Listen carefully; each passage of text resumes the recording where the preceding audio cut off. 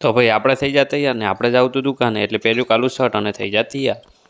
પછી આપણે આવી ગયા ટેસણી હોમે જોયું તો રોમ લખણની જોડી ઊભી હતી. વાહ ભાઈ વાહ. પછી આપણે આવી ગયા બસમાં કોઈ દાડો આપણને ના મળે સીટ. હવે કરવું શું? પછી આપણે આવી ગયા દુકાને કીધું લાઈ લઈ લું સેલ્ફી અને વાળ ફેદણા થાય એટલે કીધું કરી નાખું વાળ હમા. અને આ બાજુ જોયું તો શું કે પકોડીના દીવાના ચા કરતા હોય પકોડીની માર્કેટ આવી ભાઈ.